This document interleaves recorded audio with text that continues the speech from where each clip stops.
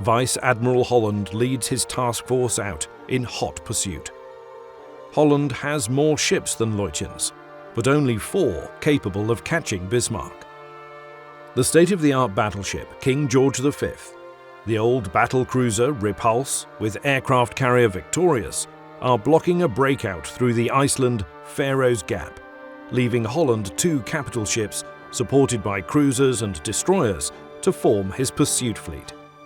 Holland's most formidable weapon is his flagship HMS Hood, pride of the Royal Navy. When she was built at the height of World War I, Hood was a brand new concept in warship design, the battlecruiser, combining the speed of a cruiser with the size and firepower of a battleship. At 46,000 tons, with 8 15-inch guns and a speed of 32 knots. But to gain her speed, she has sacrificed heavy armor on her decks, making her vulnerable to a falling shot fired from distance. Holland is confident Hood is capable of knocking out the Germans in a straight fight. But first, he has to find them. But he has a head start on his pursuers, and so takes a safer, northerly route towards his hunting grounds. To reach them, Lutyens' ships must pass through a 180-mile wide gap called the Denmark Strait. And that gap is constricted by pack ice and British minefields, leaving a navigable channel just 40 miles wide. Holland knows about this bottleneck and has planned ahead. He sends 2 British cruisers, HMS Norfolk and Suffolk, as lookouts to patrol either edge of the narrow strip of water, while Holland leads his task force to cut off their exit route to the Atlantic. On board Hood, using Suffolk's report, Holland plans a classic intercept. He will get ahead of the Germans and turn across their path, a tactic called crossing the T.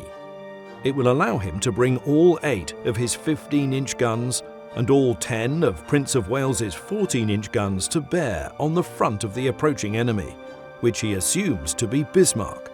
Bismarck, in turn, will only be able to use her front 4 15-inch guns, and Prinz Eugen, none of hers. Holland communicates his plan for both Hood and Prince of Wales to engage Bismarck, leaving Norfolk and Suffolk to take care of Prinz Eugen. The distance between Holland and his targets is down to 26,000 yards, but he needs to get closer as quickly as possible. Holland needs to pass through the critical zone as fast as possible. He orders a turn of 20 degrees to close on the Germans faster. This move prevents the British using their rear turrets, but Holland still has 10 heavy guns to Bismarck's 8. Holland signals Prince of Wales captain John Leach to stay close and follow his every move. He still believes the lead ship is his prize target, Bismarck. Hood opens fire with her 4 forward 15-inch guns. The target ship is, in fact, Prinz Eugen. On Bismarck, the puzzled Lindemann wonder why the British are targeting the smaller ship instead of them. On Prince of Wales, Captain Leach correctly identifies the right-hand ship as Bismarck. He ignores Holland's order and opens fire with his 6 forward 14-inch guns at a distance of 26,500 yards. The British fire their 3rd and 4th salvos without a hit, but closing. Still no answer from Lutyens. Bismarck remains steadily on course. But now, Holland suddenly changes tactics in the middle of the fight. He turns his ships broadside to broadside. This maneuver reveals the silhouettes of both his ships to the Germans.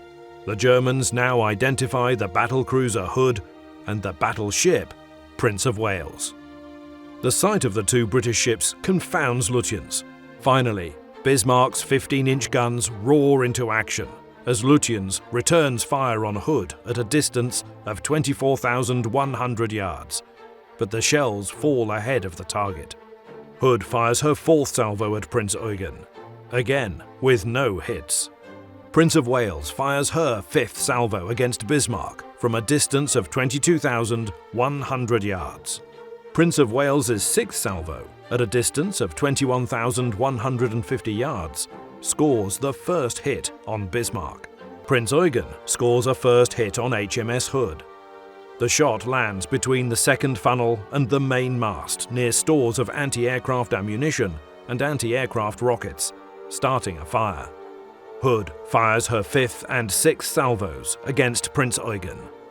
All miss. Bismarck's 3rd salvo hits Hood's fire control tower, killing most of the men inside. Hood is now without central fire control.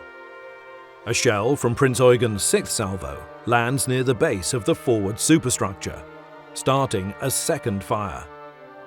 The distance between the German and British ships is now down to 19,700 yards. Meanwhile, above the battle, a short Sunderland flying boat arrives from Iceland. The crew observe 2 fires on Hood, one at the base of the bridge structure and another further aft. Though burning and without full fire control, Hood fires her 8th and 9th salvos against Prinz Eugen, but misses. Prinz Eugen fires her 8th and 9th salvos at Prince of Wales. Again, no hits are scored. Hood fires a 10th salvo at Prinz Eugen. The distance now down to 15,300 yards. But Hood fails to score a hit. Holland orders another 20-degree turn to port. Bismarck fires her 5th salvo at Hood. 1 minute later, Hood is ripped apart by a sudden and cataclysmic explosion. Only 3 men survive: Ordinary Signalman Ted Briggs, able seaman Robert Tilburn, and midshipman William John Dundas. The rest of Hood's crew of 1,418 men are lost, including Vice Admiral Lancelot Holland. No one knows exactly what caused the catastrophic, near-instant destruction of a 48,000-ton battleship.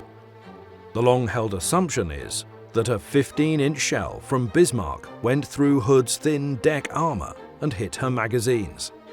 However, by 6 a.m., Hood was only 17,000 yards from Bismarck. At that distance, heavy shells from both sides were travelling on a lower trajectory. Any shell would strike Hood's belt armour, 12 inches thick and superior to any ship in the fleet. Another possibility is that a shell detonated Hood's own torpedoes.